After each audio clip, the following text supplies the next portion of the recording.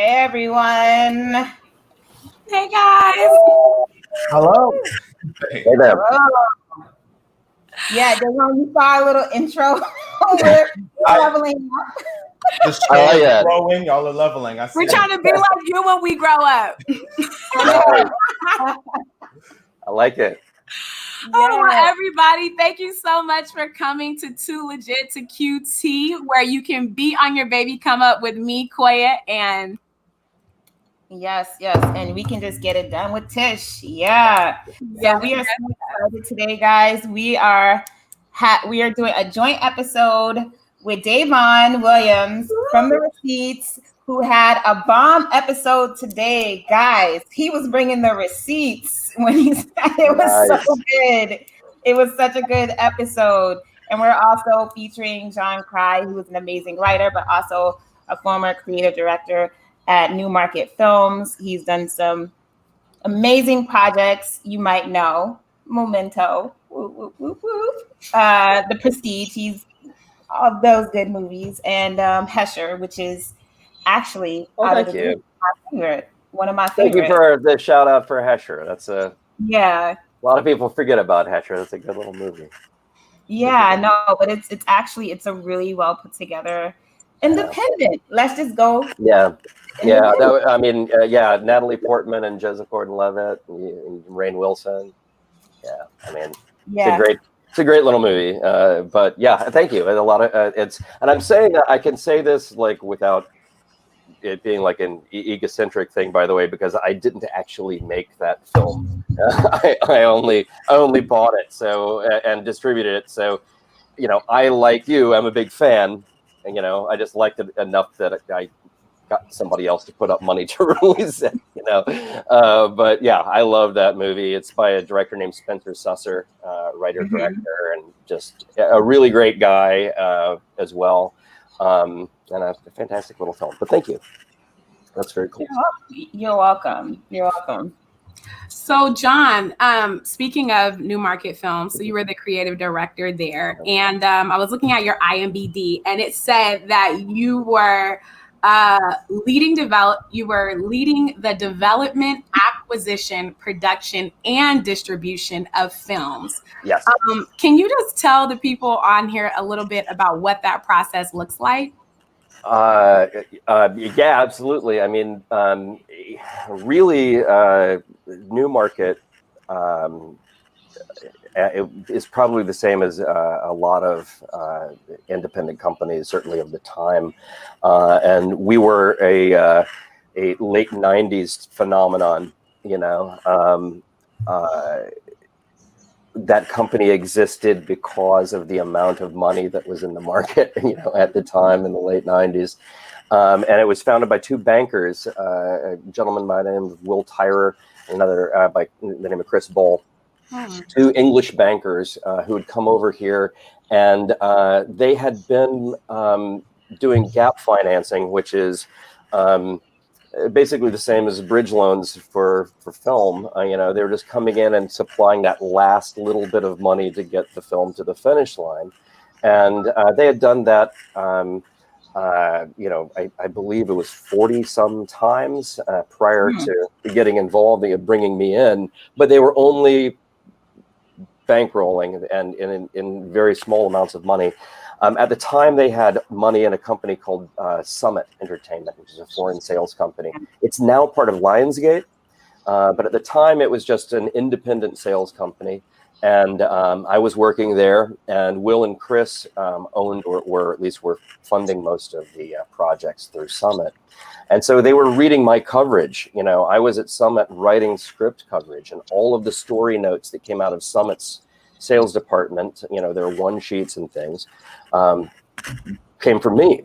It's the only thing that Will and Chris ever saw. So at the point where they were ready to start getting involved in anything beyond gap financing, they asked me to come over and essentially be their liaison, be the person who took the meetings. Both of them kind of retiring guys. They were not, they were English bankers, and they have the personalities. I don't think they'll feel insulted by saying this, the personalities of English bankers. And they frankly didn't really want to sit and talk to artists and wouldn't really understand what the artists were saying anyway. So I kind of became a translator, that I took all the meetings for them. And over time, as their business grew, I was always the guy there with them saying, sure, I can do that. And the business grew because they wanted to get involved in a project they could own entirely, and not just being a gap financier, but something that they could control the project from the earliest development, from from concept all the way through completion. The idea was not to self-distribute, but to produce the thing in house. That way, we could control it. And so that first film that we did that with was Memento, because I was at the time hanging out with a producer friend named Aaron Ryder and Christopher Nolan, who had just moved over from the UK. And so we were hanging out as friends, and it literally was just me being stupid and not knowing that you didn't do this. Because I was, 28, 27, 28. And when they said, can you put together a film from nothing? I was like, yeah, all right, sure. I'd made a couple of short films. Could it be harder than that? So fortunately, they were also very naive, and they bankrolled Memento. And fortunately, Chris is very good at what he does. We also bought Chris's student film, which is the only film he had made to date. That's called The Following. We bought that as well. And then we tried to sell the film and nobody wanted it. So basically we were stuck. I had now spent $4.5 million of somebody else's money, and nobody wanted the movie. And very fortunately, Will Tyrer believed in the movie enough that he said, "Well, we'll self-release it then." And he bankrolled the release. And there was a marketeer, a guy named Bob Burney, who had just released a movie called Happiness that was a very difficult sell. Has some pedophilia themes in it that made it, a difficult film. And you just go slide past that, John. Yeah. It is a good movie, but it deals with some difficult topics. And so we were like, you know what? If he can sell that one, we bet he can sell Memento, and he could. And but then basically we suddenly had a distribution company too. So at that point, anything that I was developing to produce with our in-house producer Aaron, we were then taking right on out to market. So I was developing the material. Aaron and I were working together on the production, which was funded through Will and Chris, and then Bob was developing the marketing plan, and we would take it out. Bob had his team based out of New York that were our bookers and collections and everything. So we essentially, there were fewer than 10 of us in the company, but we were working like a studio. And when I say 10 of us, that includes front desk, reception, and accounts payable and receivable. I think there was actually 8 of us. And when there's only 8 of you in the company, you're doing everything. And that was the way I learned how to do it. It's the only way I know how to do it. And when they sold the company in 2011 when they sold the company in 2010, and I went to work for a larger, more corporate, more studio style company, it was not a fit. I had been an independent at that point for 12 years, and I couldn't do it any other way. Speaking of independent, I would love to know a little bit more. We just had an episode of the Receipts where we're essentially talking about this idea that when there was an issue in our Actors Equity Union, a lot of the argument from a lot of the actors was, well, our pensions, our projects, our investments. And the response from minorities was, oh, y'all have that? We just doing this because we need to survive. So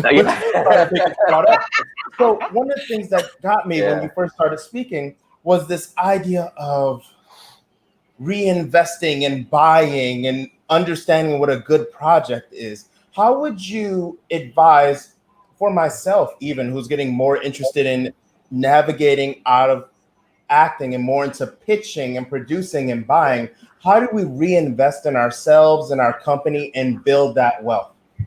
That is exactly what every artist should be doing right now. It's why I think this is so great, this show. It's a way of reinvesting in yourself at this time. A lot of people talk about doing that, and it's very difficult to do.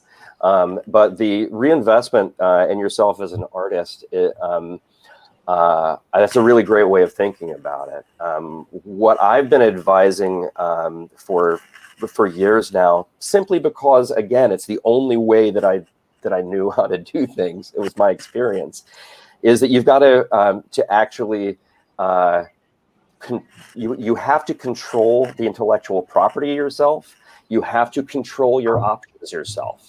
There was something that as an actor, I moved out to LA as an actor.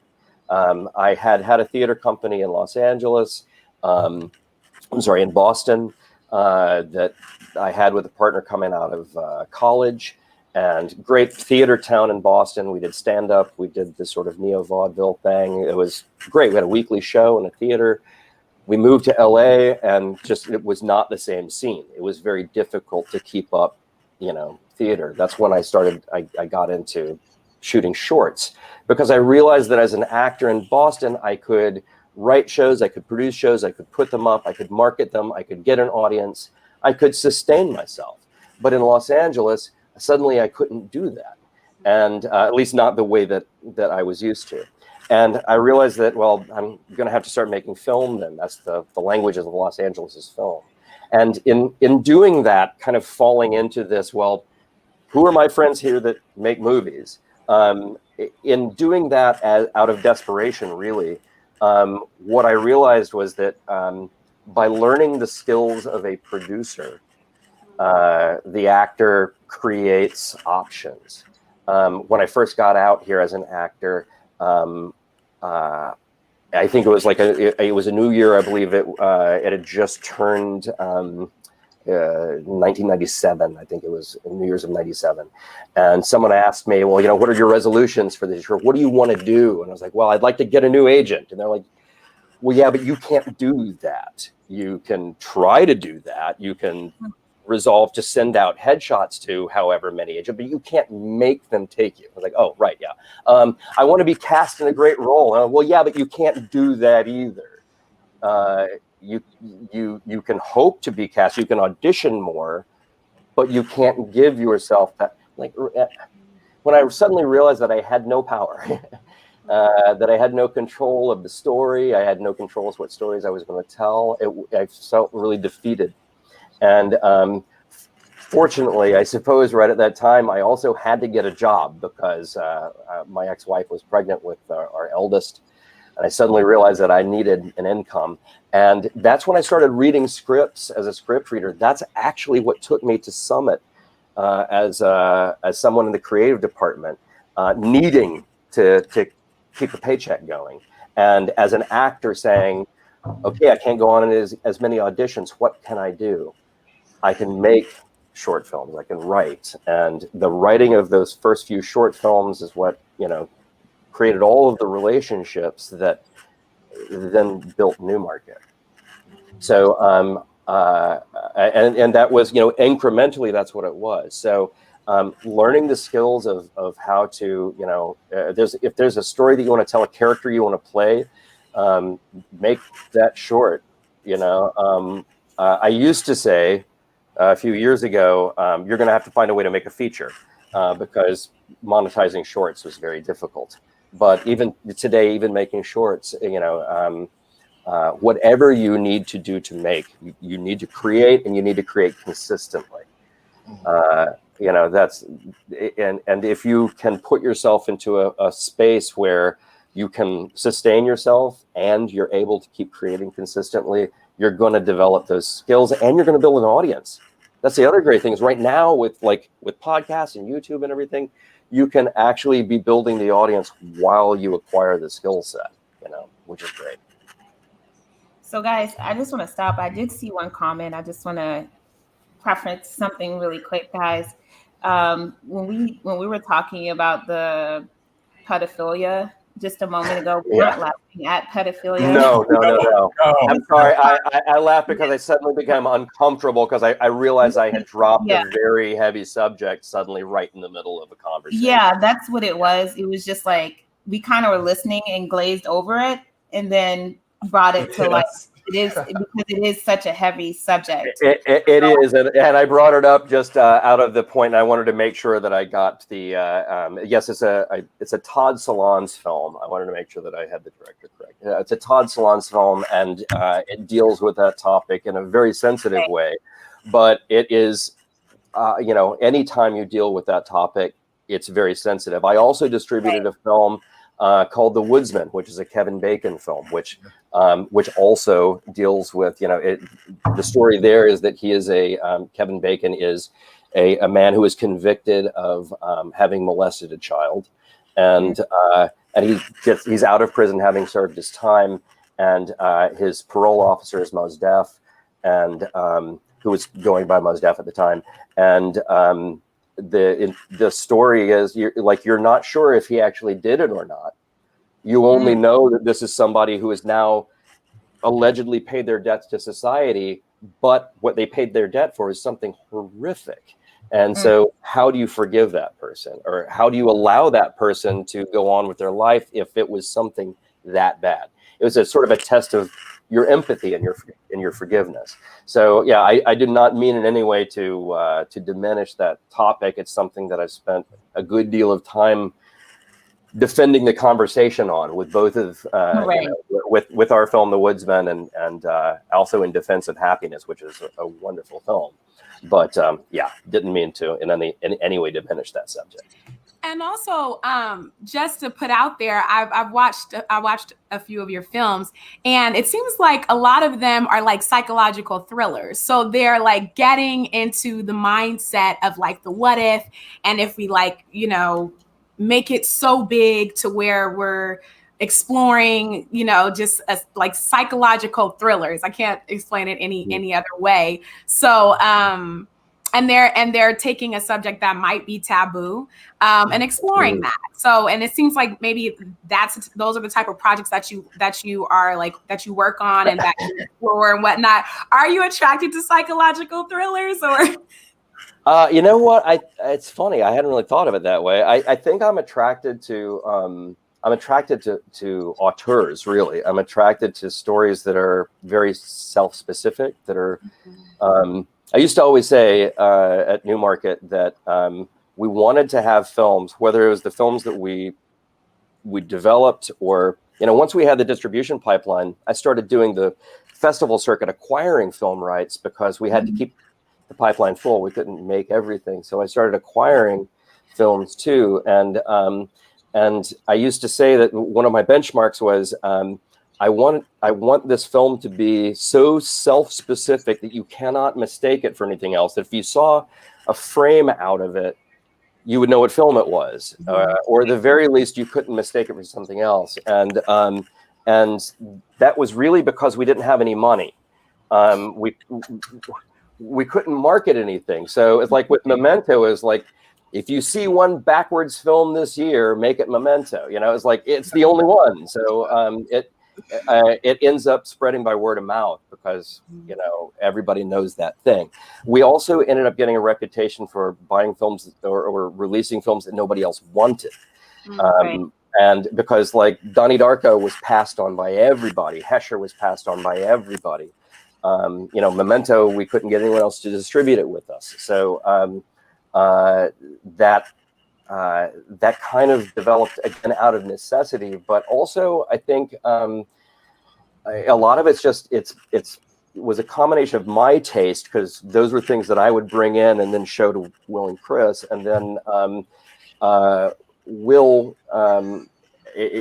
He kind of looked at everything like an art collector. He was like, if I like this movie, we're going to acquire it. And if we can't figure out how to release it, we'll just, I guess, have it, and he never thought of the business first. Chris did. And fortunately, Chris did, because I didn't think about it either. But I think that it was because I love films that are really self-specific, that are saying something that is so much that one artist saying it, and in such a specific way that it feels universal. That's and John, let's get on that, because this is kind of like a transitional moment right now where we talk about how people who want to get their script into a company, a production company, or a studio, what are some of the steps that they can take? Because, as an independent producer, I definitely read a lot of scripts. I'm sure that you do as well. But there's always just a difference between those who get in the studio, get into the studios, and those who don't. And it's a clear difference that a lot of people probably don't understand. So if we can just go into that a little, because you were getting there, and I was like, I want to. Well, I can't. I can't speak to the studio thing very much, because I've only worked on a couple of studio films, and my experience there is fairly limited. And it would be, because that's what studio experience is. It's a huge machine. No matter how large or small the film is a massive machine. So you get to, touch your part of the thing, and then it goes down the line to the next worker and buy, and you never see it again. And maybe you go to the premiere, and that's no fun. I don't like to do that. I like to be involved on the road. But there is a difference, though, when you see studio scripts, the way that the type of that they go for, there's a very specific. Yeah, there's I think that just by the scale of economy, they end up having to be risk averse, and I'm saying have there in a very conventional way. I don't think anybody has to do anything, but the conventional wisdom is that they have to do films that are going to appeal to a broad audience. That way they can make back all this money that they didn't need to invest in the first place. Studio spending is always ridiculously inflated compared to what an independent can do. So because of that, they look for material that is appealing to four quadrants, young, old, male, female, has to kind of fit everybody. And it has to, it doesn't have to appeal to anybody, actually. It just has to not offend anybody. And so you get very, very bland and inoffensive work. And everything starts to kind of feel the same. I think occasionally you have directors and writers like Chris Nolan who are allowed to break out of that to an extent. They're allowed to do a certain kind of thing. But I prefer independent film for that reason, because we're working on a much smaller economy, and so more risks can be taken. And actually at a lower budget, higher risk is rewarded. Yeah. Well, also, go ahead. Oh, I was going to say, do you think that we talk a lot about how you can see that the economy is shifting, but also the industry is shifting right now with COVID-19 and just kind of the economic crisis that we're in? You see theater, how we talked about this article that we read, and it was saying how like AMC, they're bankrupt, and Amazon and Apple, they're buying up the theater houses, because apparently there was this law that was passed where before, I guess, if you distributed, you couldn't own a movie theater, but now you can. Now you can. So do you think that because Amazon and Apple, they have these platforms like Apple TV and Amazon Prime where they are just hungry for content? Because, once you're on Netflix, it's like, seen it. I need something new.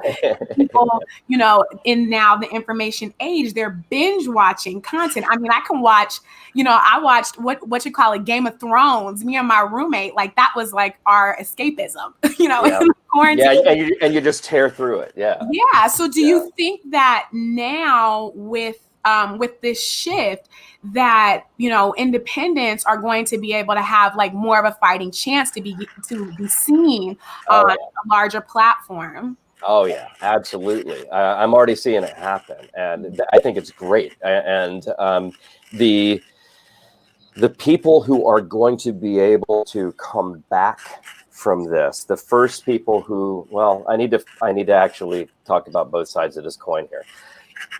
When we can finally start producing again, when we can finally go to set again in any way that can be afforded, because the insurance is, you know, putting another 30% onto budgets right now.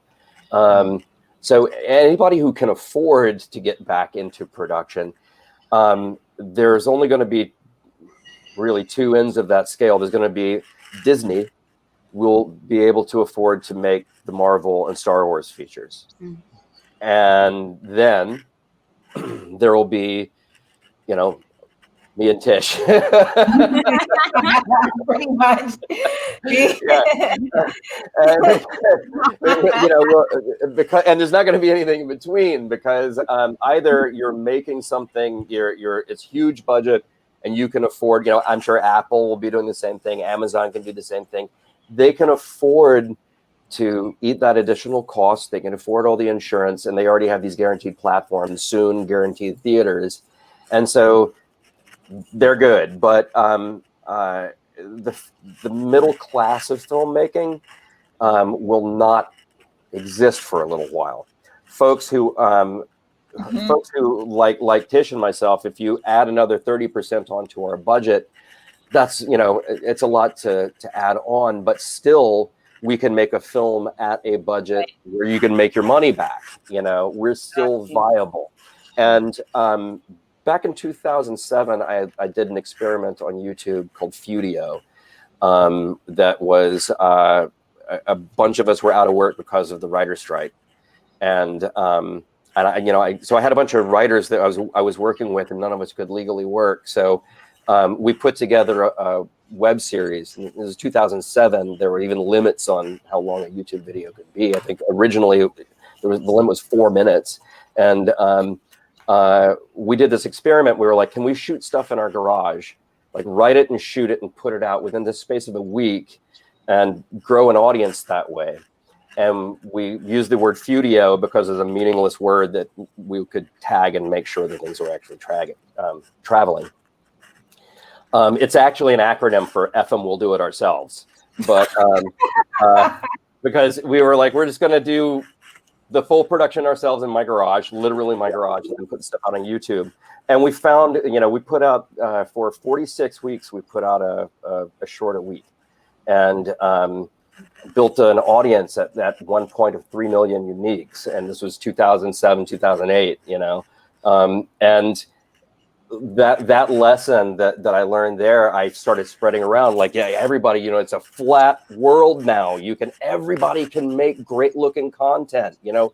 Digital cameras were just coming in, and you can cut stuff at home, and you can, you know, make music on GarageBand. You can actually do it. I was so excited. I was proselytizing that hard. And now it's actually even better, because this content that you could make on your own in your garage now looks even better than it did then. The stuff you can make with your phone looks really good right now. And instead of, you know, yes, you can monetize on YouTube, and monetize very, very, very well, far better than we couldn't at all in 2007. But now also Amazon and Netflix and, you know, Hulu, and there are a lot of streaming homes that are buying your content. They will buy your content, and a lot newer ones too. A lot of new platforms as well. But I do want to answer this question, guys. So BD Gundo, who is actually a really good line producer, so big ups to BD. She asked, what does low budget look like? Is it under $1 million, under 5 million? So you can distinguish between the Disney and people like us. Well, you know what? It goes up and down. And when I first got into the business in 1997, the video safe number, and by video, it like literally was VHS back then.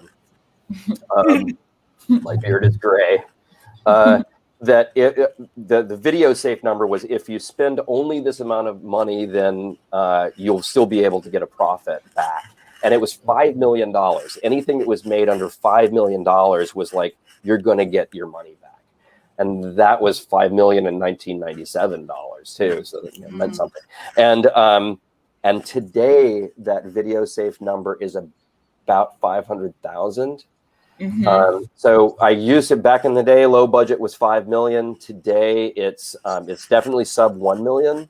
But I'm seeing titles that are getting picked up by real sales companies, getting real representation, and hitting Amazon that are $350,000. Yeah. And the great thing is you can make a really good looking movie for $350,000 now.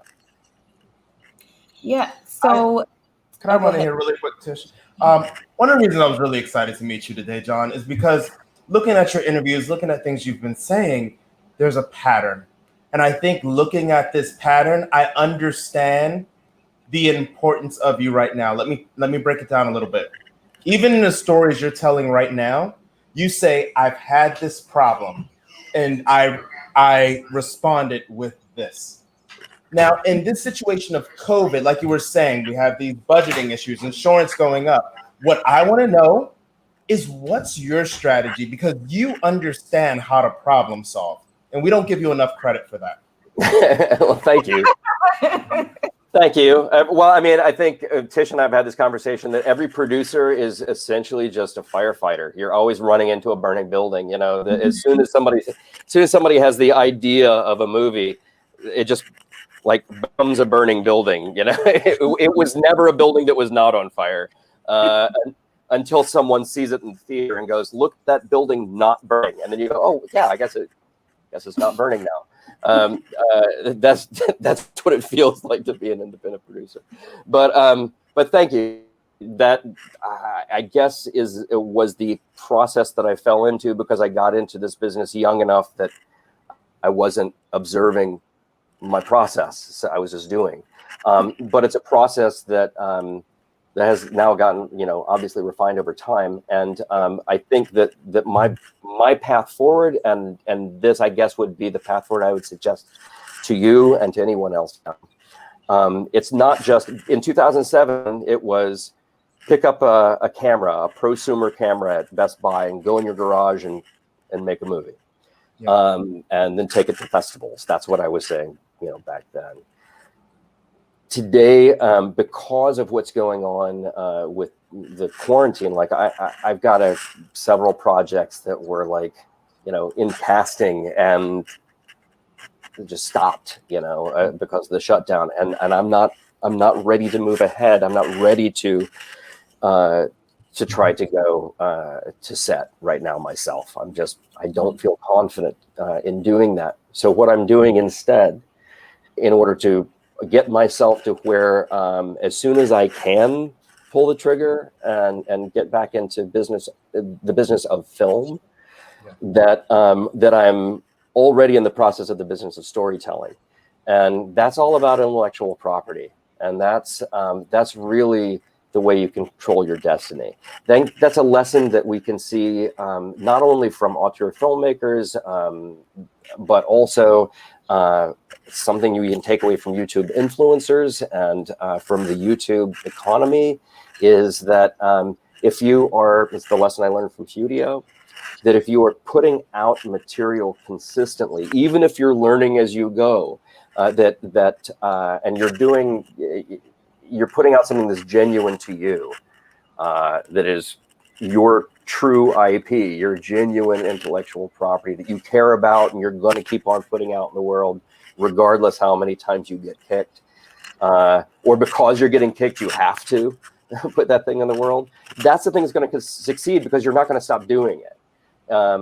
And if you keep doing that consistently, you're going to find an audience. You're going to find success. The people who really break through, and this is what I'm. Again, I can only tell you anecdotally what I'm doing. is there a number of intellectual properties that I've developed and, that I've, controlled myself. And during this time where everything is shut down and I can't go into production for film, I'm writing, I'm developing some of that stuff that will be prose that's released as an ebook. There's some of that material I'm developing for animation, because animation is something we can do. Some of that I'm now developing for audio drama, like a audio book version of podcast drama. So the idea for me is I'm going to look for all these other avenues of, how can I tell a story? But it's all going to be attached to an intellectual property that is also a film and television property. I can't make the film and television property right now, but I can still plant the flags for the intellectual property. For instance, one of the things I'm working on right now is a fantasy adventure novel that I actually wrote a series of short stories a number of years ago. And over quarantine, I've been editing those and getting them in shape to release. And they're going to be released, once a month, chapter at a time. Each chapter is a novella, about 65 pages. And there's 36 of them. And so I'm going to keep dropping those novellas out, building this audience that way. The podcast that then comes out is the radio drama. It's an audio drama version of those chapters. There are comic book artists that I'm working with right now to put out comic book panels that are related to that. So I'm trying a lot of different things, but it's all related to one IP. That way I can grow that audience. And when I can get back to feature film and I can get back to streaming series, I can already say, here's a proven audience that I've put together that I can point to that comes along with this as an existing IP. Ladies, thank you. I can leave now. Thank you. That's all. Get to work. Get to work. Well, I'm literally. Oh, Tish, go ahead. Yeah, I mean, I think the reason why we're smiling so much is because it's literally what we're doing. Like, and Bestie, you know what I'm talking about. Like, everything you just said is literally the conversations me and Tish have all the time. And it's literally like, not only that, it's the conversations that we keep having episode after episode with people. Like, and there's this, when we talked to Andy Fickman last week, we talked about skill set. Like, you have one skill set, you're really good at that skill, but you can transfer to some of those skills into something else, right? And we've been urging like artists, like, okay, we know that you can't act right now, but can you write a book? We know that you can't do anything. Can you like produce a short? We know that you can't do anything. Can you start a podcast? And a lot of actors don't think they can. A lot of actors think that they can't, but they can. You're absolutely right. Well, Tish, you were talking to me about your own skill set, that like how you applied. How did you do that? How did you first realize you could take these skill sets that you had from outside of film and apply them to film, and then film and apply it to podcasts? When did you realize that? I mean, like that, John. But honestly, I've been having conversations like this. I believe in the whole IP thing, so it's never been far from a thought for me, because even the films that I own, we've been like, okay, it's a film, but it's going to be a comic book. It's going to be a comic book, but it's also going to be a toy. It's going to be a toy, but it's also going to be a t-shirt. Like, so the idea of like maximizing off of one IP is just something that I first of all, it's something that I produce with my company, my company that I own with my husband. And secondly, it just makes sense. It just makes sense, especially in a high risk, industry like film. If you have other areas, then it also draws in more investors. It gives you the potential to grow in different areas, build an audience in different areas, and then use that to monetize off of that. It's what I have been urging artists to do for years. That's also what I hear you saying, John, and for a filmmaker, it can mean creating an IP and figuring out all of the multiple ways that you can monetize on it. But even like you said, as an artist, creating content, figuring out, I heard you say an ebook, figuring out one asset that you can have and all of the other assets that you can build around that. And you're seeing people do that in this digital space where they'll have a book and then they'll start consulting, and then they'll they'll have like a webinar, and then that might turn into like a whole nother book, which turns into a web series, which turns into a film. And I've had these like revolving conversations with just even myself, and Tish knows. That's why I was just smiling so hard, because sometimes as an artist, when you're trying to think of things as far as monetizing on things, and from an entrepreneur standpoint, there's this shift that happens. And I think sometimes, at least for me, I was just always in my artist bag, just artist.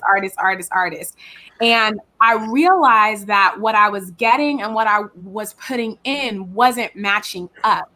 And the entrepreneur within me was like, there just has to be a better way. And I would have conversations with Tish, and I said, I need to create more assets. But I also need to create one asset that has multiple things that I can offer from that asset. And that's when like I shifted from doing my YouTube channel to doing an album. Now we're like creating and developing a curriculum for school districts.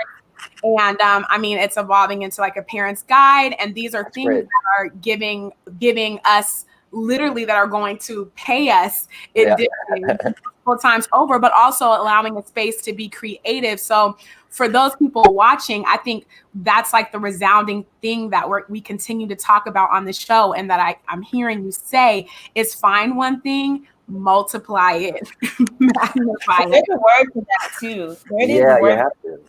They call it transmedia. They call it transmedia. Yeah, and I actually had a pitch I was taking out in 2009. Actually, we took to Comic-Con with Fudio. That was a transmedia project, and we were trying to explain how, like, well, you see, it starts out with a feature, but then there's a web series that connects it to another feature, and then the backstory for all of those are in a comic book.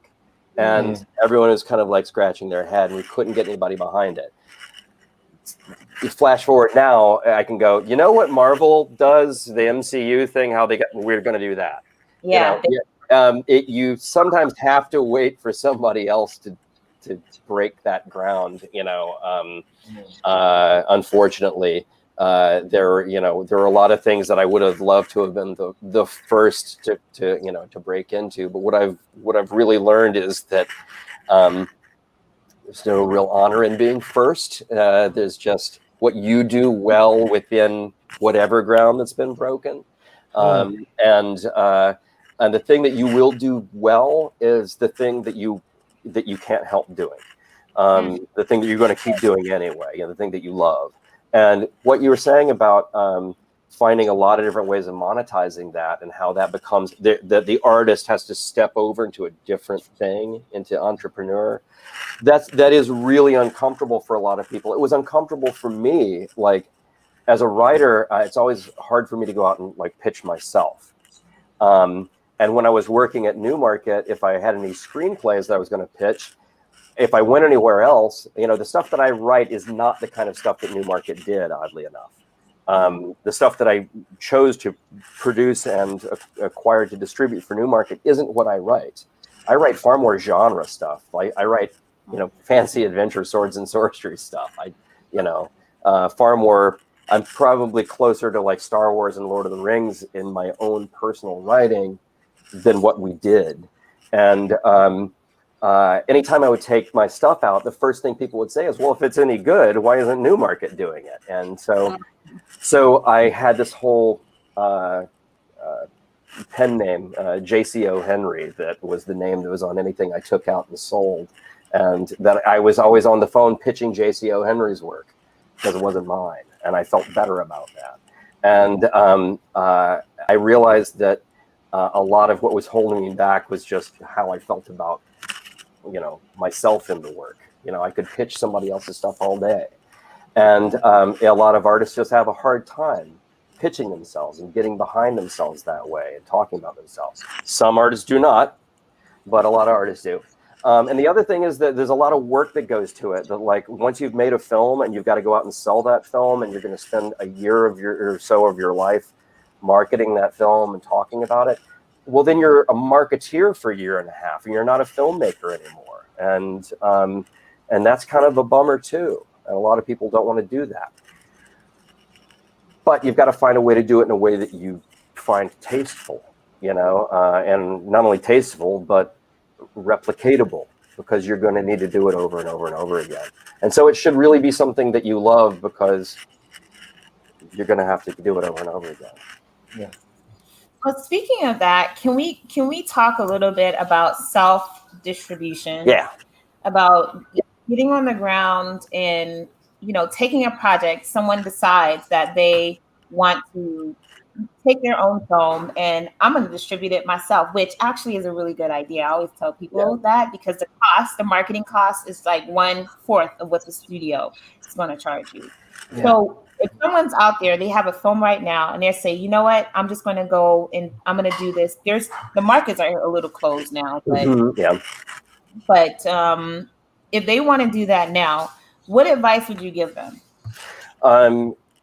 You should, you know, if you have a way of making content right now safely and not, you know, putting yourself at undue risk, you should, because there is a hunger for content. There is a need for, as you said, people are burning through content during quarantine. They want more, and more has to be produced, and Disney can only own everything. So the rest of us have to do something.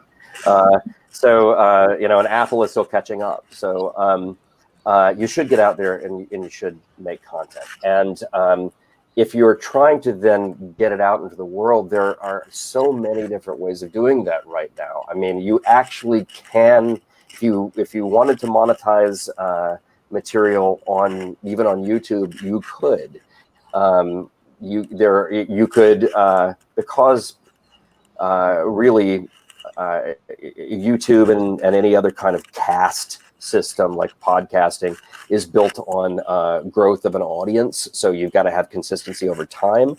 Maybe you have to break that feature down into little pieces and only post it, 2 to 5 minutes at a time on YouTube. But you can build a channel and you can monetize off of that. If you're going to do a larger film, obviously, something where you are spending like $350,000, YouTube is maybe not going to be the kind of thing where you can get all your money there, but you can sell, from a silo site. If you were wanting to print discs, you can. There are a lot of ways that you can self-distribute through subscription models to a website that basically really is only going to work if you've got a following already that's going to go to that silo. But if you have time, there really is no better marketing tool right now than time. Hesher that we were talking about before, that was a movie that I had $300,000 to distribute. Actually, Hesher is a really good example. I had $300,000 to market that film. And I was planning on releasing it in 10 cities. So I really only had like 30 grand per city. And this is a film with Rainn Wilson and Natalie Portman and Joseph Gordon-Levitt. And I didn't have any money because this was for a brand new outfit. This was right after Newmarket. It was for a company called Rican Hill. And frankly, the corporate owners of the company didn't believe in the company very much, and they're kind of trying to kill us. And so it was like, well, here's $300,000, see what you can do. And what I didn't have in money, I did have in time. And I found that if we didn't do any television, we didn't do any radio, we didn't do any billboards, no bus stops, nothing. Everything was an ad buy on IMDb, and Ain't It Cool News was a thing back then, and a number of websites like that we put ads on consistently for about 3 months because we had that lead time. And then we did Facebook campaigns that were just viral spreads. the character Hesher, the lead character, had a thing where he would spray "Hesher was here." He would graffiti tag it. "Hesher was here" on the things, and we had an app that you could actually, you can't do this anymore, but you used to be able to tag other people's Facebook profile pictures, and it would put the tag on the wall behind them, like, you know, even their head overlapping and like it really was on the wall. And we did this thing for like 3 months of just like virally tagging people's stuff. And we had the character Hesher had stolen this girl Becky's purse and stolen her phone and was using Becky's Facebook page to communicate with people.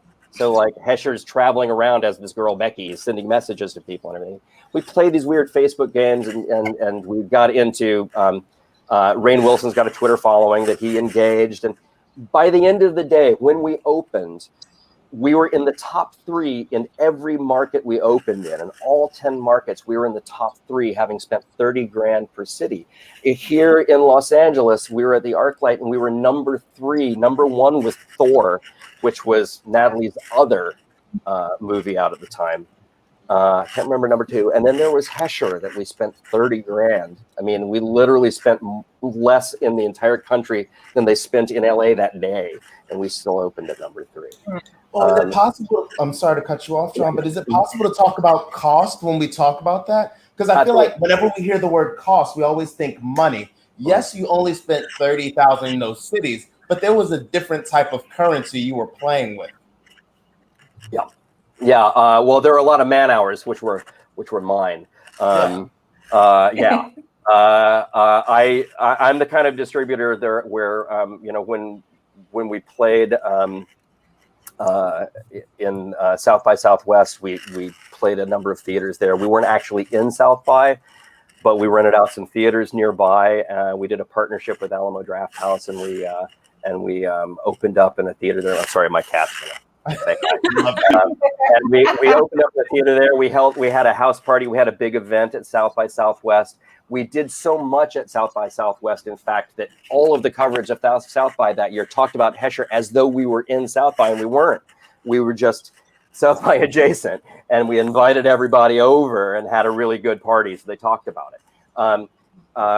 Putting in the time to arrange that kind of thing and build the relationships that we built with Mondo and we built with Draft House Cinema and Tim League at that time, the amount of time that we spent building a relationship with Metallica to get them to let us use the music in the film.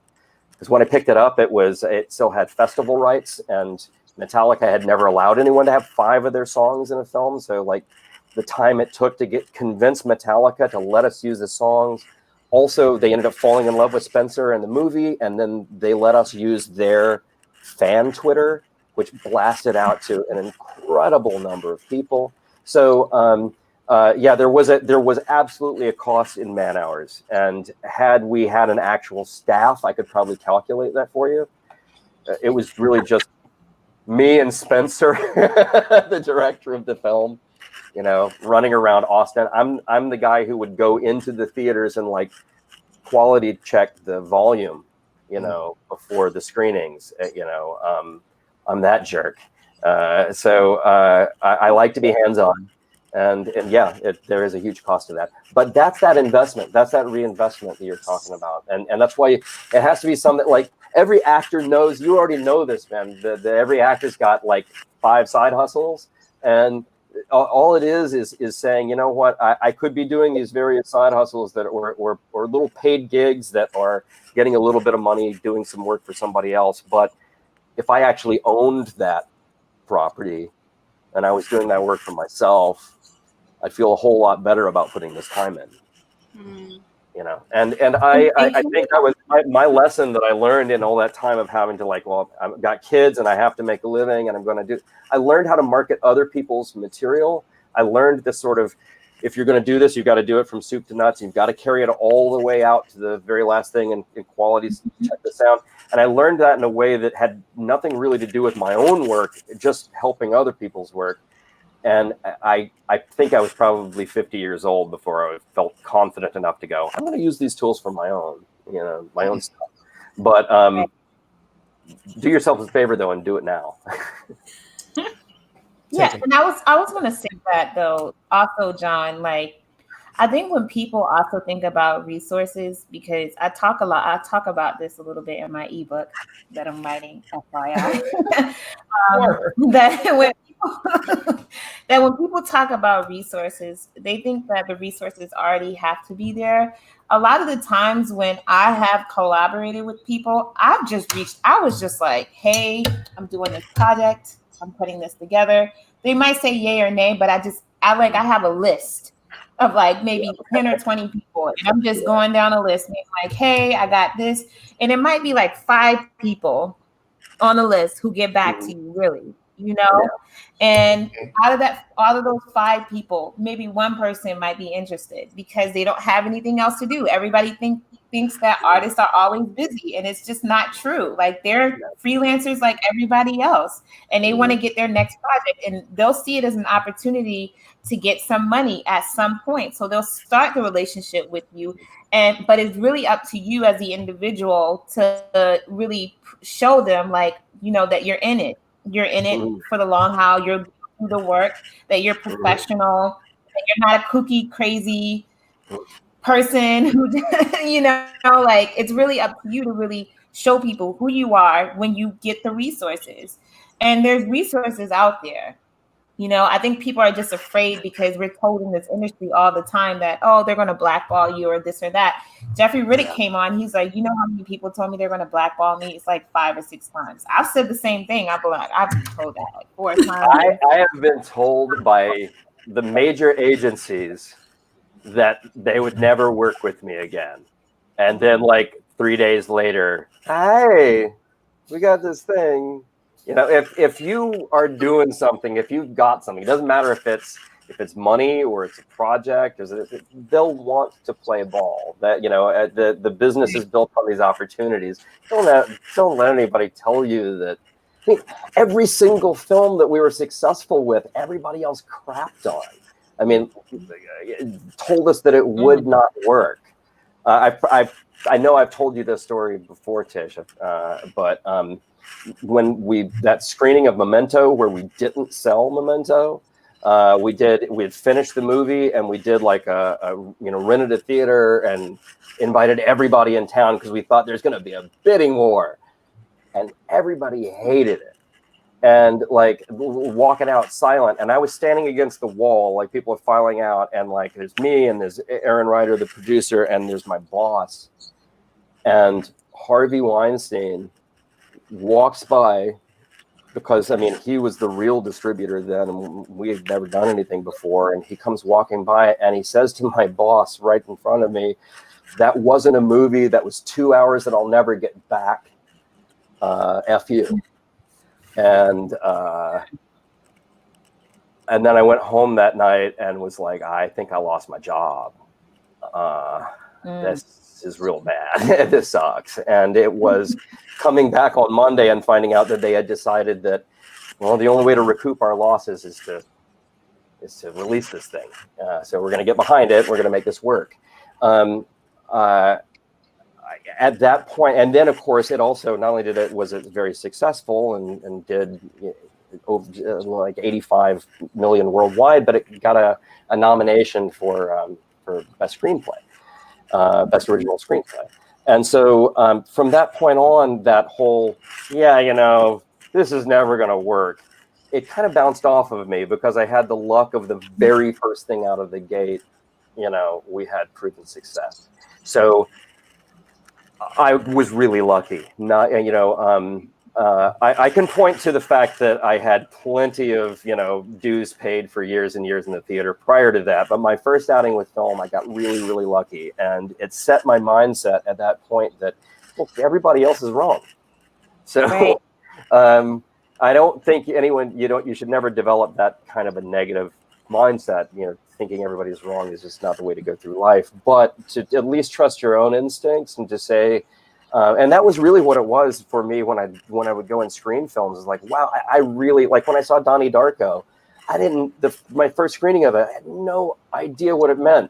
I just knew that it moved me. And I was like, this touched me in a way that it's going to touch somebody else. I don't even have to know what it means. When I talked to Richard Kelly, the director and writer-director, he didn't even know what it meant.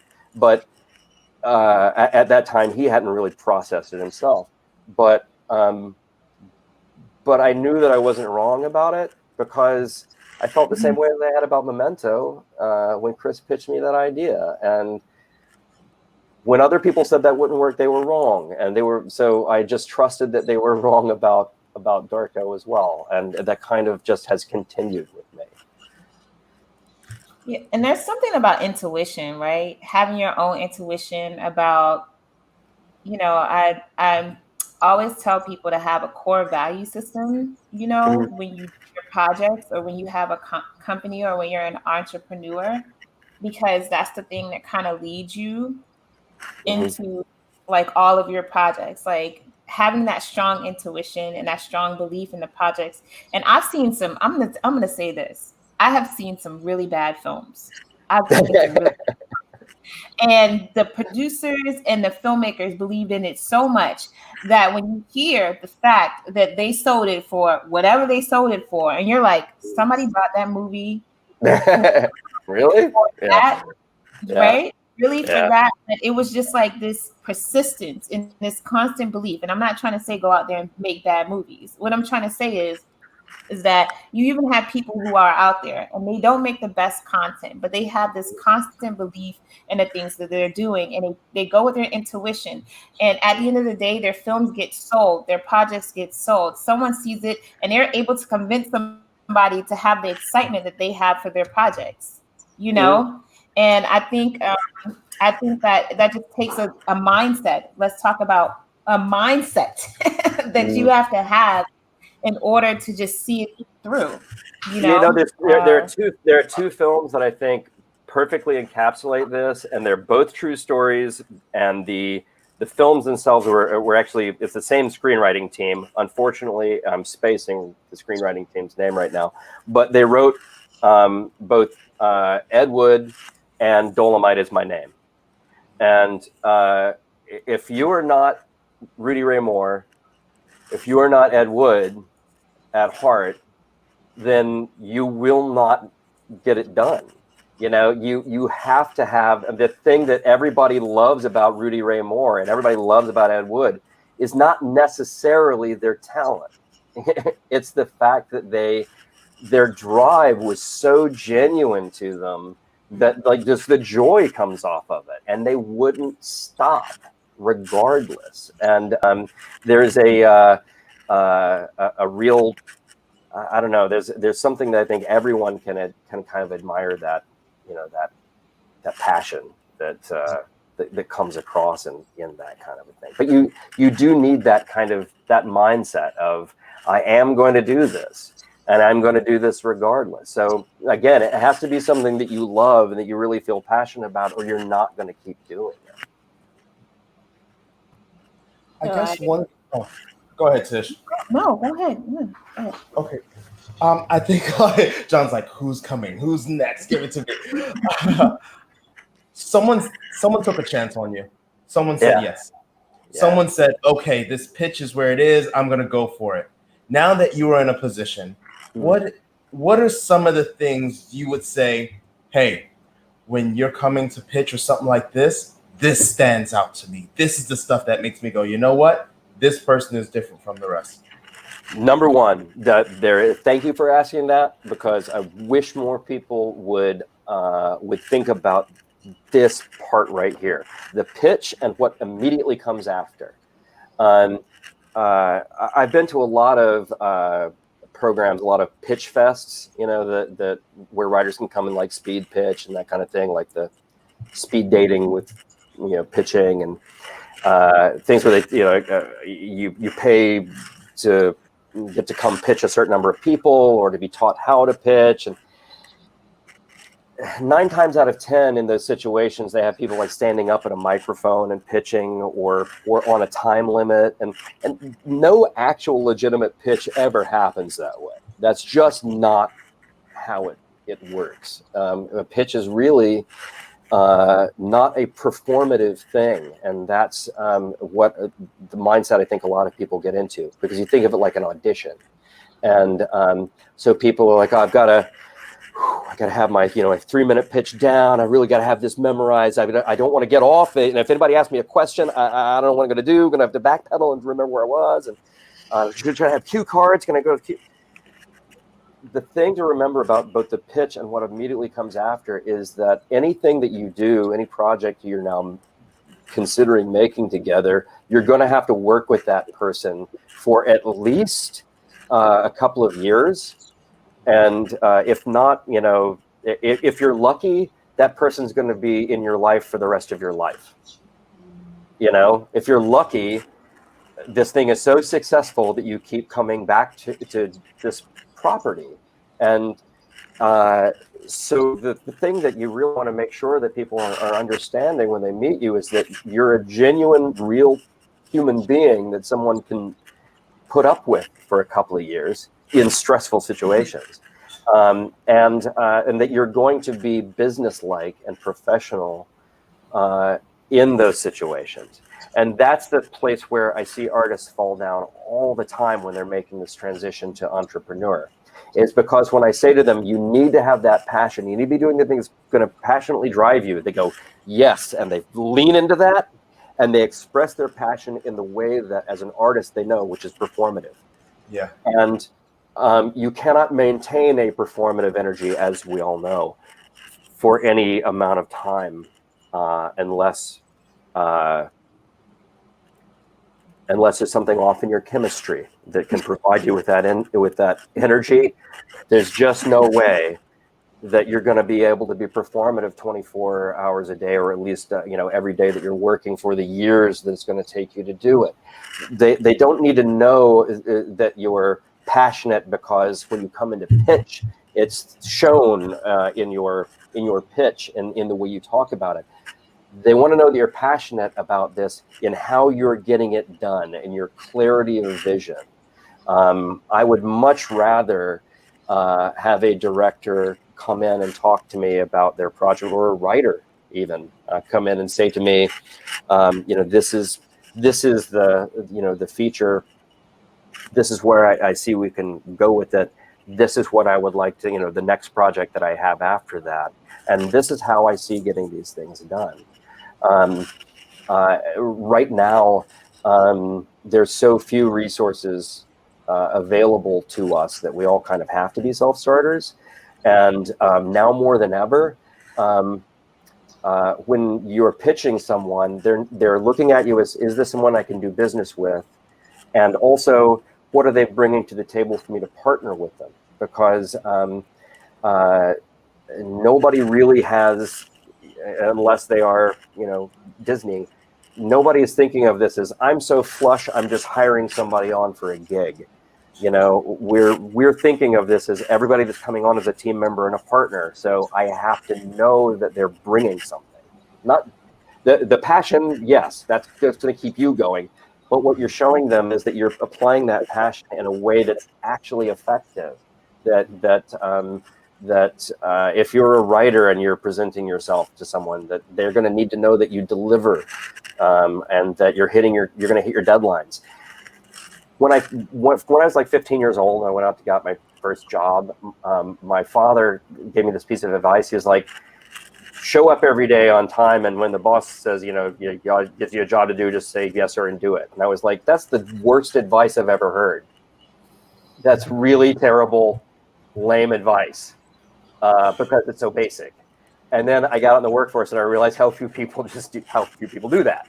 And so that you got to show up every day, that you gotta get the job done. And that's really, really basic, but you've got to apply those things to your work.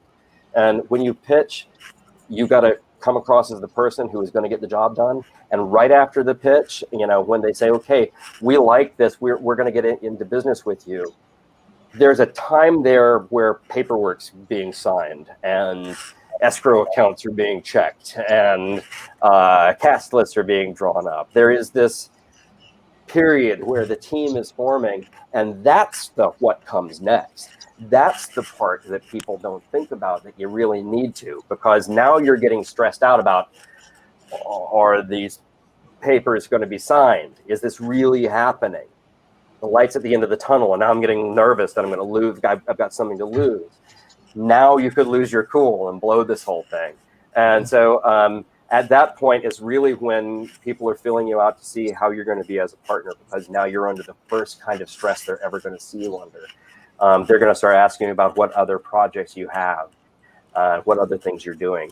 And at that point, and I think at all points in that process, you just have to remember that you're not just a cog in the machine, that you are a partner, you're an entrepreneur. You're presenting them with, this is what I do, not can I have a job, but this is what I do and I'm really good at it. Would you like some of that?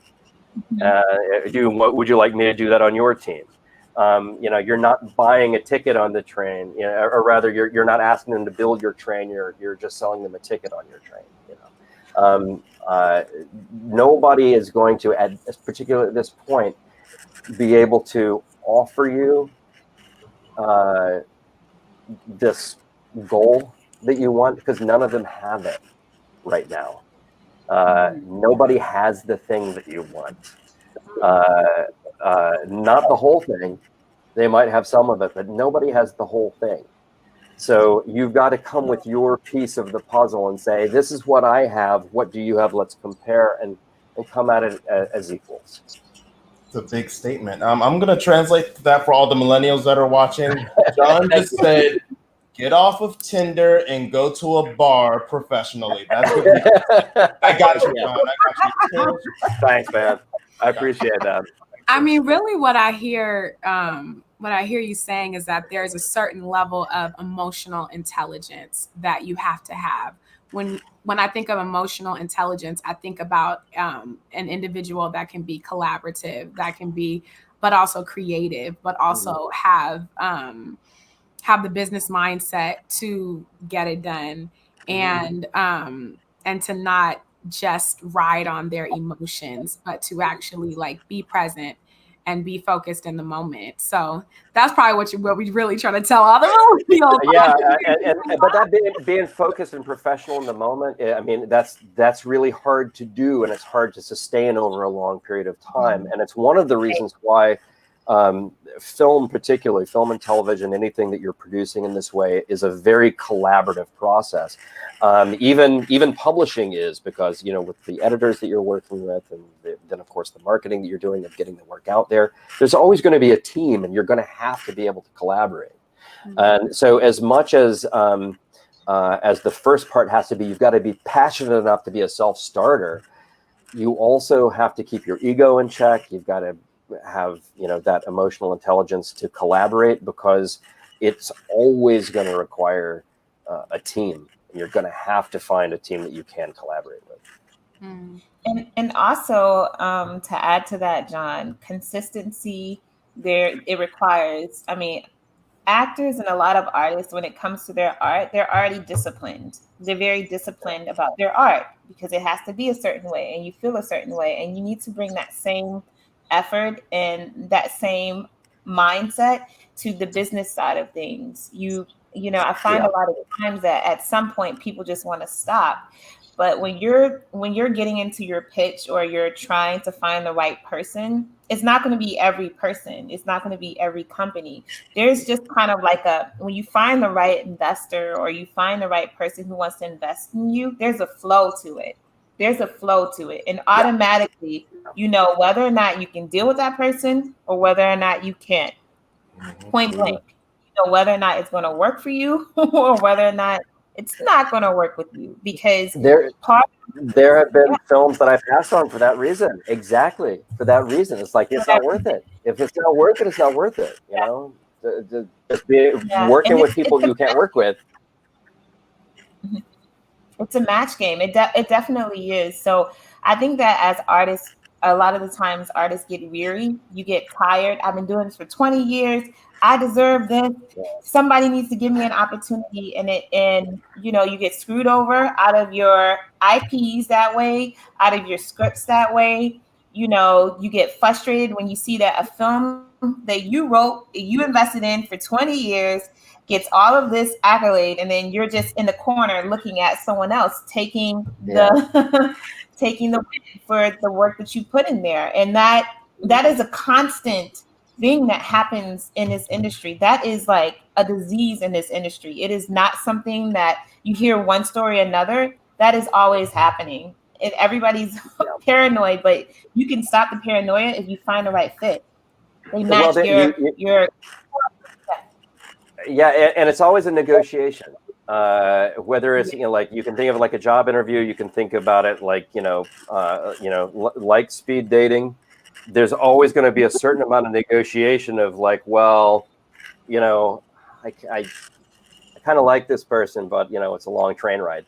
There's always going to be a certain amount of negotiation you're gonna have to do, a little cost benefit analysis, and like there have been some features that I really liked the feature, and then I met the director or the team, and I realized that they were a dysfunctional team, or that they were infighting, and that like there was just never going to be any way that, you know, it was a bad investment, because the film might have been good, but the people you're going to have to work with were going to be nightmares, and so it just wasn't worth it. And I think as well that we have to the beginning of being able to transition from an artist to an entrepreneur and do it safely for yourself is valuing yourself, and valuing yourself realistically, because there are going to be some things you can't do.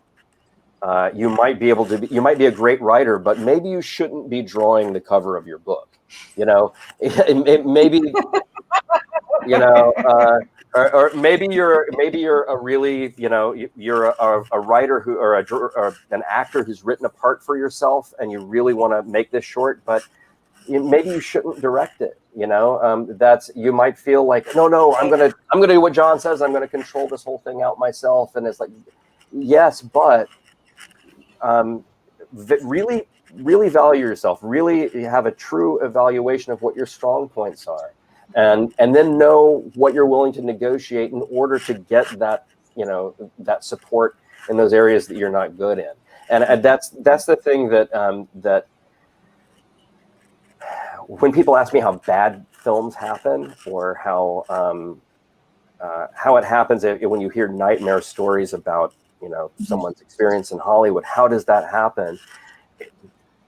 It's always an incremental bad decision. It's very rare that anyone shows up in Hollywood and is like, they get off the bus and like Harvey Weinstein just, and, you know, that's like, this is these things creep up on you. The horrors of Hollywood creep up on you, and it's always by incremental bad decisions that you made where you did not value yourself.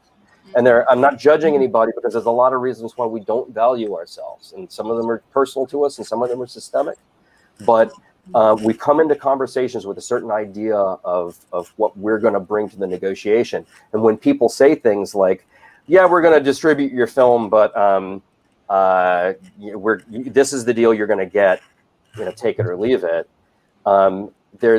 We have such fear that our value isn't such that we're going to have another option, that we shortchange ourselves. We take the bad option. It's why so many films that, you know, Tish, you and I have talked about this, of like films that don't come together because early on someone says, you know what, this actor's not right for the role, but we can get them. Yeah, we're just going to do that. We're going to go with this actor because we can get them, and we might not have another opportunity. And then you get saddled with someone who's not right, and every decision downstream from that becomes, how do we make up for the mistake that we already know we made? Yeah, and that happens a lot. That happens a lot as well. You know, there's a lot of compromise, but what I have made a decision is that when it comes to how the film is put together and how well, you know, how the type of actors that I want to have in the film, I just feel like it's just not worth it to compromise, because it never turns out. I've had that happen so many times. It just never turns out right. So I think that people need to create, you know, the studio changes your creative vision enough. If you are doing this independently, just do what you have to do. Make a good movie. You know, there are compromises. You'll know when the compromise is not right. You will. And you know, that's the thing that, you know, I cited both Rudy Ray Moore and Ed Wood before as, guys whose passion was what carried them. It carried them because in that other half of it, they made every wrong decision about who they should partner with.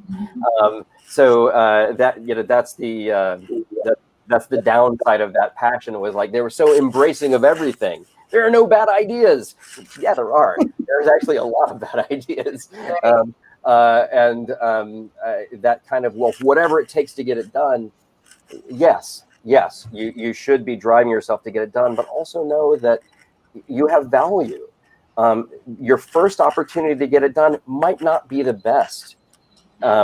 It's not going to be the last, though. When people say things like, oh, this movie took 7 years to make, it's not because nobody was interested for 7 years. It's probably because there were 3 bad versions of it that you explored along the way that came apart.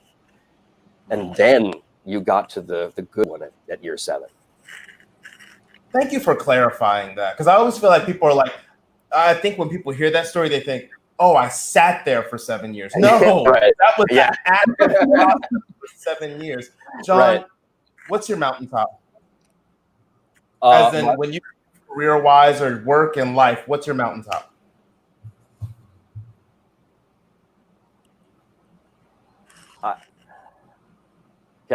I'm going to get real for a second.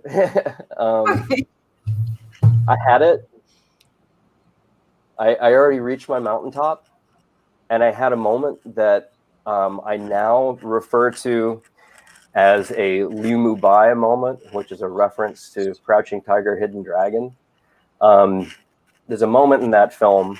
The character Liu Mu Bai is played by Chow Yun-fat, and he's a swordsman, and he's a Buddhist, and he's studying. He's trying to reach enlightenment, and in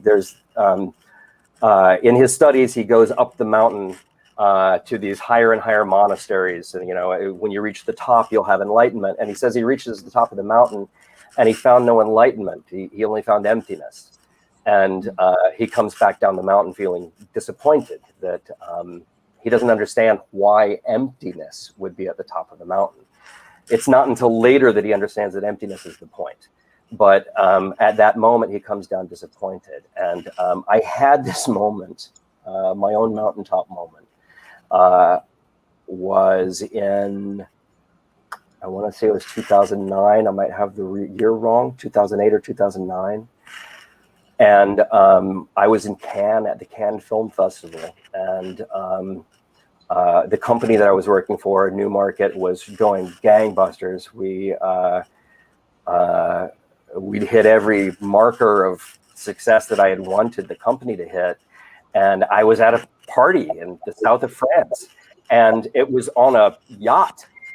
And I had that moment that I think a lot of people have when they're at a big party, when there's a lot of celebrities around, and there were a lot of celebrities around. Is like, I wonder if there's is this the party, or is there like an after party, or is there like a party behind the party? Where's like the cool party? That's when you go to like film festivals. When I was young, it's the kind of thing you're doing. It's like, where's the best party at? And I suddenly realized that like this party is getting a little bit lame. Maybe I want to leave out of here. And I just made that decision too late because the boat pulled away from the dock, and it was going to do this hard loop around the harbor and come back, and that's like going to be like an hour. And so it was like, oh, damn, I'm going to be on this boat for an hour. And I turn, and there's somebody right next to me has had that same realization. And I'm standing on there like, oh, damn it. And I turn and I look, and it's Eddie Murphy. And I realized, and it's him and his guys, and everyone's like disappointed and like pulling out their phones like, we're going to be on this boat. And I suddenly realized, if Eddie Murphy is here, there is not another party. I'm on a boat in south of France with Eddie Murphy. There's not another cooler party than this. This is it. And it's lame. Lame as hell. And none of us want to be here, and we're stuck for the next hour. And I suddenly realized that any part of the business that was going to be about the trappings of it, or there's going to be another party, there's going to be something cooler, there's going to be a celebrity I'll meet, there's going to be at some point a key is handed to me and I turn the thing and this white light hits me and it doesn't exist. It does not exist. The only thing that exists is the work, and the only thing that exists really for you is going to be how the work makes you feel. And the business took a turn around that time. This was, like I say, 2008, 2009. The original founders of Newmarket sold the company. I started working for a more corporate outfit. They were starting to pressure me because there had been an economic downturn to like buy movies for less, put the screws to the filmmakers. And I actually started feeling so jaded about the whole thing that I quit. I walked out of a 6-figure contract, and I went home, and for several years, for 4 years, in order to afford insurance, I became a librarian at a public school. And I wrote in the afternoons, and in the mornings, I read books to kids who are under 10. And it's very, very difficult to be jaded when you're talking to kids who are under 10. Kids who've never heard the stories before, and it kind of it reset my head to not look for mountaintops anymore. And I revisited, I should say as well, around that same time, I revisited the film Donnie Darko. I told you before, I didn't think the film meant anything when I bought it. And maybe it didn't to me then. But years later, when I revisited it, there's a line that there's a character called Grandma Death, and she whispers something into Donnie Darko, the lead, that she whispers something into his ear at one point. And when Donnie is visiting his therapist, she says, well, what did the lady whisper? And he says, everything on this earth dies alone. And he says, I find that incredibly sad. No spoilers, but by the end of the film, he's sort of changed his mind on that. And I changed my mind on it too when I suddenly realized what it meant, which is that you don't have to judge yourself by somebody else's standards. That you come here to do what you come here to do. And when you leave, you really only have you and your God to account to for it. So anything that you're doing to try to please somebody else or find that other thing or whatever that's going to make you happy or change you, it's not going to. And it was at that point that I said, I'm never going to work for anyone else again. And I haven't. And I've steeply changed my lifestyle. I've become a bit more of an ascetic maybe, but everything that I do is more meaningful to me now. There's not a single film that I did with Newmarket that I'm not proud of in some way. I'm happy to say, and again, very fortunate to say that. Not everyone can say that. But the work that I've been doing since then, I can also say that I'm proud of. And right now, that's what matters to me. Awesome. Well, I have to throw out this comment, guys, because people are loving this. This is what I needed to hear tonight. Thank you, John. I love this story. Yeah, this is actually really, really great comments, guys. I want to put out there. But also, John, speaking of, because we cannot get off this podcast, finish this podcast without you talking about True Development, which is your company where you can write, develop, where you can help, writers. And there's a lot of writers out there right now who are creating content. They're writing scripts. They don't necessarily know what direction to go to. They just have a really good idea. So tell us a little bit about your company, True Development, and how you help artists to kind of develop their scripts, stories, and whatnot. Well, there was a kind of a phenomenon that was going on in the business when I first came into the film industry in the 90s. there was a lot of money, a lot of like really just ridiculous money being dumped into the business at the time. A lot from Germany and Japan, a lot of foreign investments, and a lot of that money got spent on stupid stuff, a lot of really ostentatious stuff. And one of the things that a lot of companies did was they hired young women, a lot of them like right out of, some of them were out of film school and business school, sometimes not. Sometimes they were just very young actresses who come to LA. And they would hire them in the development department to meet with writers.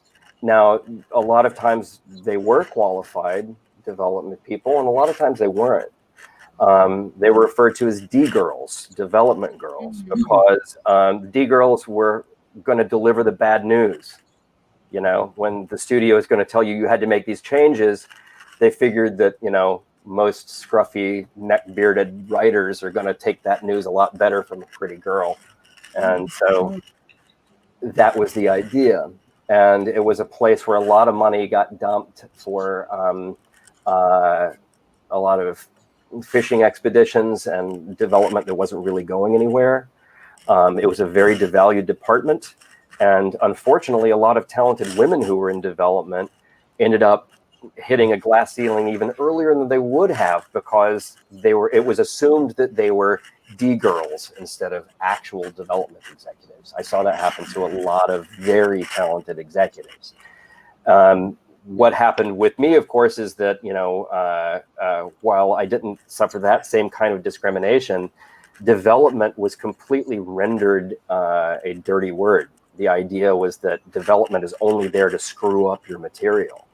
And development is really supposed to be about helping a writer develop their story to the best of its own capacity. There is, my philosophy has always been, you know, leave no fingerprints. And then, you know, what is the thing itself? Make it the best thing that it is without showing, you know, my fingerprints. Should be the artist's brush strokes. And if I have fingerprints on it, then you can't see the brush strokes. So I developed over time a style of development that really, I guess it was a methodology that I started around Memento and then carried through everything that we developed and worked on at Newmarket. And when I left and decided I wasn't going to work, you know, for anyone else anymore, I realized that that these development methods, which in many ways it's almost like having a personal trainer for a writer, because it's about keeping you consistent, it's about keeping you on deadlines, it's about breaking down your story into manageable pieces so that you can keep writing, so that you don't have writer's blocks, you know, that you can just keep the process going. And then once you're out the end of the writing process, where do you go from there? And building that incremental, how do I now take this and do something with it? Now that, you know, like I said, with Newmarket, our development was, we never wasted a dime on development, because we never developed anything that we did not produce. You know, when I would hear about companies that, well, we've got 50 films in development, I was like, no, you've got 50 things you spent money on that you're never going to get back. Nobody actually develops 50 things. They might preemptively buy something that they don't want someone else to get. Nobody's developing 50 projects. If you're going to develop it, make it. And so that was what I did. Is that if I acquire it, we're going to develop, we're going to make it, we're going to release it. And I think that that with true development, because that was the method I developed, was have an idea, but know that that idea has to get you out the door. You know, that we're not just going to develop blue sky things. We're going to develop something that, no matter how crazy it is, we're still going to develop it in a way that we know we can get it out the door. We know we can actually make it. And so true development is what I started actually offering as a plug and play development department, because I knew around, you know, 2010 when I left that 2011 when I left that company, that around that time a lot of companies were downsizing, and you know, the economy was still struggling, and so a lot of people, they couldn't afford to have an in-house development department. A lot of companies couldn't, but they could hire True Development to be sort of the consultant that stuff got, shoved off to. And so I did that for a number of years, and I started to meet individual writers, though, that were just writers that I had met through Newmarket. Maybe somebody had pitched me, and then they found me on Facebook, and a friend of a friend reached out to me. There was like, hey, I've got, this idea. Had all these writers start to just find me, and I essentially figured out a way that I could package, well, this is what I did to develop those stories for Newmarket. This is how we took it out in like 8 to 12 weeks, how we went from ideation to a finished script to take to market. And it's a very replicatable system. So as soon as I figured out I could do that program, I started offering it to individual writers. And so that's my job that I do that keeps the lights on is a coaching job where I'm working with writers on a daily basis, coaching them through their deadlines, being the sounding board, sometimes a little bit like a therapist to help them through some of that process, but and helping them, get the job done, and just being that guide. Getting it done. Let's just say that. Getting it done. You got to get it done. So we're ending, guys. We're getting close to the end of our podcast, but we ask people a question every time they come on, Quoia. Yes. So, John, you've seen the news, everything that's going on with just racial injustice and COVID-19, the quarantine, and there's just so much happening in this world. But we believe in using our platform as our form of activism. So as a Black woman and, Black individuals on here and just allies, we want to say arrest the cops that killed Breonna Taylor. The hashtag is not really trending, so we're doing it here. But also, I've been out protesting, and I don't know if you have, but there's various forms of activism. But when I've been out protesting, some of the chants that have been repeated are very creative. And sometimes you're talking and you are like, you're really passionate, you're saying what you're saying. And then you're like, wait, hold up. I really didn't want to say that. That's not, I'm not passionate about that. Yeah. But we came up with this thing where we were like, we want to ask people who come on the show to also use this as their platform for the change that they want to see in the world, as it just pertains to everything that's going on. So if you were leading your own protest, what would your chant be? It could be positive, motivational. It doesn't have to rhyme. I just want to disclaimer, it doesn't have to rhyme. But just what statement would you want to say, and what would you want to put out into the world? I probably from the number of podcasts and everything I've done in the last year or so, it has made me think about some of those subjects that I feel really strongly about, and that I do get vocal and locally active about. And the two things that I feel really are necessary for our world, our society to move ahead, is that we have to do better by our public education. Because the next generation is only going to be, as capable as we're educating them to. And we have to be able to reform insurance and healthcare, because people have to have access to healthcare. If you can't be educated, you can't be healthy. Those are the things that I have felt really strongly about. However, as much as I would like to be very creative and come up with some chants about that kind of thing, I'm so disheartened right now. Really, to me, there isn't anything worth saying if you're not saying justice for Elijah McClain and justice for Breonna Taylor. I had previously said that there was absolutely, we have to have education, we have to have the insurance, and yes, we do, but until the 13th Amendment has been, challenged and reformed, until our justice system is reformed, until there's transparency in our policing, And particularly until people are not being killed on the street for being different and behaving differently within a different spectrum of behavior. I'm absolutely horrified by Elijah McClain's death. I can be an ally, but there are things about the racial experience that obviously I'm never going to be able to understand. But as somebody who's always grown up around artists and been an artist and been around people who are different and express themselves differently, and every time I see Elijah McClain, he lights me up. And those are the people that I work with. You know, those are the people that's.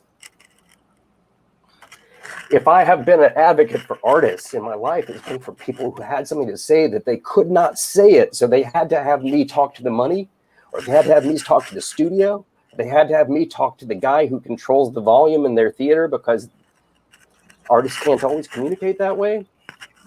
I'm sorry. And that just crushed me. So if it's not justice for Breonna Taylor and justice for Elijah McClain, I don't think there's anything worth saying right now. Amen. Thank you for that, John. Thank you for that. So, guys, we are coming to the end of our podcast. I do want to say that, John, are you okay with me giving your email out for those who want to reach out to you? Yeah, the Sharp Crye email is the one to use. Yes, johncrye@sharpcrye.com. I'm going to post that, guys, in our chat. So if you want to reach out to John, we cannot explain how amazing it was to have you on today. You were just killing it. Thank you so much. Thank you for having me. I mean, it's like I'm really enjoying seeing that there is people are reaching out to each other and having these kinds of